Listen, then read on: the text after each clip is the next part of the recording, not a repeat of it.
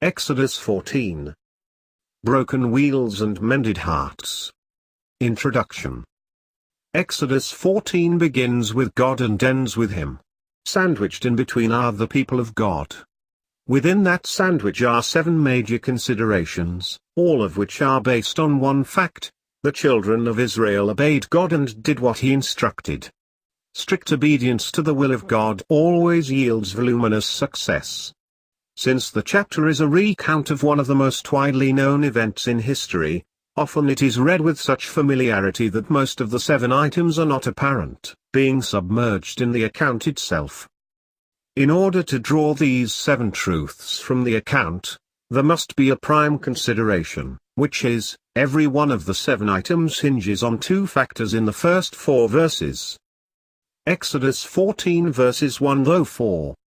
Now the Lord spoke to Moses, saying, Speak to the children of Israel, that they turn and camp before Pi-hahiroth, between Migdal and the sea, opposite Baal-zephon. You shall camp before it by the sea. For Pharaoh will say of the children of Israel, They are bewildered by the land, the wilderness has closed them in. Then I will harden Pharaoh's heart, so that he will pursue them, and I will gain honor over Pharaoh and over all his army, that the Egyptians may know that I am the Lord. And they did so. God had an exact location for the camp of Israel. I like to call it, the place called there. Read more about this in the book, En Punto, Zadok Publications. No other place but Pi-hahiroth would be safe, have the protection of God and house the miracle of God. It had to be this exact place.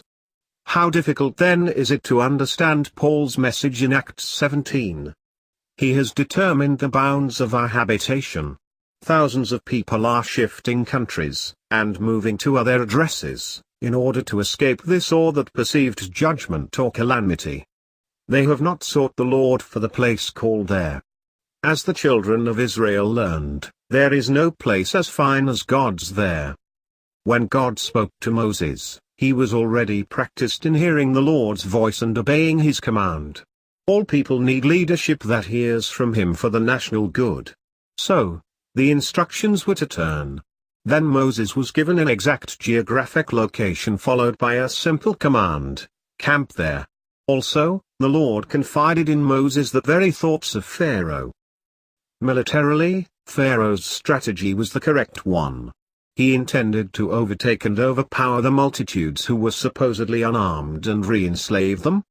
His military commanders were all in agreement, and with plenty of armament, they correctly surmised with a surprise factor, fear would reign and give them victory. Wrong. The major factor they did not consider was the same one they experienced at the hand of Moses, the God factor. It would seem they should have gleaned something about their encounters with flies and death angels, but somehow their habits of strongman winds clouded their minds. God said he would harden Pharaoh's heart and cause him to enter God's trap. No concern is greater than this next phrase. Exodus 14 verse 4 says affectionately, and they did so. What? The people of God did what their God instructed and followed the directions of the man of God. Such is almost unheard of today. But, alas, there is an absence of men like Moses. When that little phrase is emphasized, and they did so, immediately all 7 factors begin to fall in place. Somehow, those 7 items are contingent on following God's guidance. Every one of the Old Testament greats practiced this form of obedience. They waited until they heard God and then did what he said. Ezekiel is one of the best examples of this, and yet, he is not mentioned by name in Hebrews 11's Hall of Faith. And they did so. How absolutely beautiful that sounds. However, it does not carry with it immunity from doubt and fear. Verses 10-12 give the details of how the approaching army and Israel's vulnerability caused fear to rise to its highest level. Many sermons have been formed around the people rising up and challenging Moses and his leadership authority. When man's rationale enters the picture, faith exits. Fear of death came trooping in, because there were no graves in Egypt. Have you taken us away to die in the wilderness? The scripture says they cried out to God, and then said to Moses these things. Panic often does that. Oh God, would have sufficed. Waiting in silence for his defense would have been enough. Public fear likes to blame someone they can see and accuse. They said, "Let us alone. Let us alone," was the abject cry of the man who was demon-possessed when Jesus approached. It was the outcry of a people full of boldness just 2 verses prior to these. Better to have been servants to the Egyptians than dead in the sands of a desolate location, was their response. They got 1 out of 3 things correct. They were correct in saying that after the Passover, there were no Israeli graves in Egypt. There were plenty of graves and weeping and sorrow among the Egyptians, as even Pharaoh had to bury his firstborn son. Every captain of his hosts had lost a child. Every soldier at arms had lost their firstborn. Tragedy marched through their souls and they blamed it on Israel, who lost not a one. The blood prevailed. Yes, Moses' invective was short and precise. Do not fear, stand still. In other words, they were to quit speaking and acting in unbelief. This is the message which must be given to God's people today. The children of Israel were standing on holy ground. They might not have recognized it, but they were walled about with the cloud and the fire. Their obedience to camp before Pi-hahiroth gave God a green light to do his thing. Obedience to his instructions gives him solid ground with which to work. His finished plan was actually working in advance of their arrival. When the last tribe stepped into that blessed territory, the Deus Ex Machina got busy. 7 bold factors were set in motion by their obedience. Often we do not know the complete ramifications of doing the exact will of God. It has far-reaching effect, and cause and effect has something to do with the God factor. Deliverance from Egypt was to be vividly done before their eyes to imprint them forever. A slave class must be delivered from a slave mentality before there can be freedom. The greatest transition of their mortal lives was about to take place, and they had to walk through the baptism of waters before there could be a realization of their deliverance. The waters that engulfed Pharaoh were the same waters that stood at attention for Moses. Moses pledged Israel would see those very Egyptians they once were familiar with, no more. Their old home place just wouldn't be the same now, would it? There is nothing quite as graphic as seeing thousands of dead bodies on the shores they just left and not one dead body among them. God's protection is absolute. The 7 items. 1. When we do the will of God, holy boldness overtakes us. Exodus 14 verses 8-9. And the Lord hardened the heart of Pharaoh king of Egypt, and he pursued the children of Israel, and the children of Israel went out with boldness. Nothing invigorates the spirit of man more than the forthright determination that comes in carrying out God's plan. Just let someone believe God in a matter and watch the tenacity of that person in life. You couldn't pry them off their task.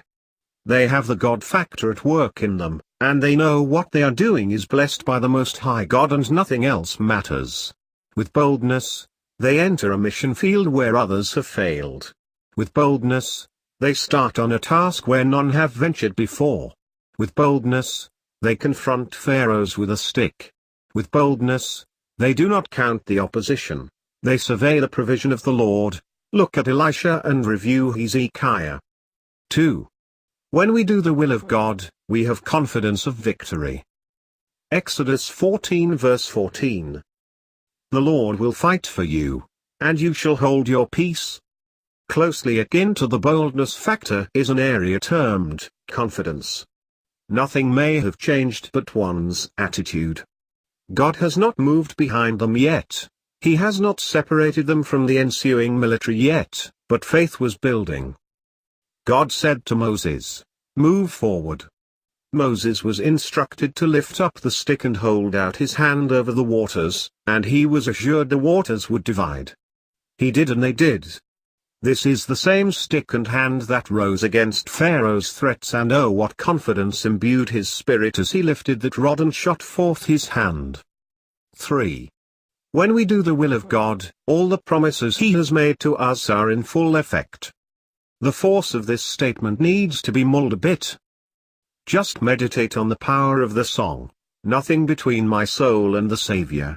Every need is met, every circumstance is overcome, every aspect of fullness of life is in force when we do His will.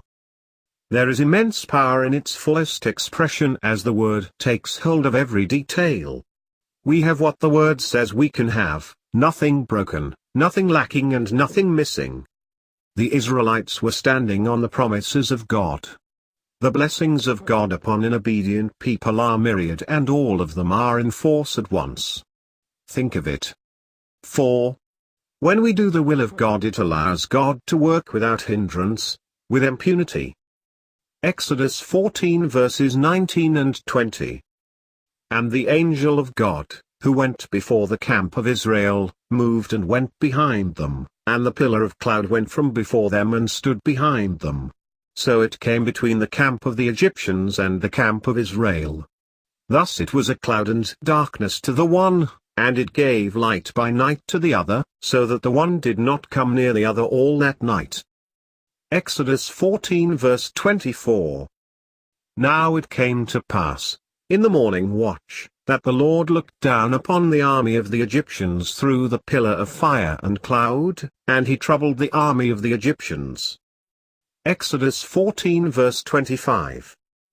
The Egyptians said, "Let us flee from the face of Israel, for the Lord fights for them against the Egyptians." Exodus 14 verse 27. So the Lord overthrew the Egyptians. The song says, "Look what the Lord has done. He saved me just in time. I'm going to shout and sing, and I am going to praise His name." Miriam couldn't contain herself, she had to lead the children in that beautiful song. The horse and rider drove into the sea. Doing the will of God enforces the promises and allows the Lord the freedom to do as He sees best. However, this is not always the case. For instance, when unforgiveness or sin is in the camp, it makes it difficult for Him to work in one's behalf. Oh yes, He can do like He did in Isaiah, where He overlooked all their sin and transgression and sent grace anyway. It is better though, when His children are clean, pure and holy. 5. When we do the will of God, we can expect to be separated from the world. Exodus 14 verses 19 and 20. And the angel of God, who went before the camp of Israel, moved and went behind them, and the pillar of cloud went from before them and stood behind them.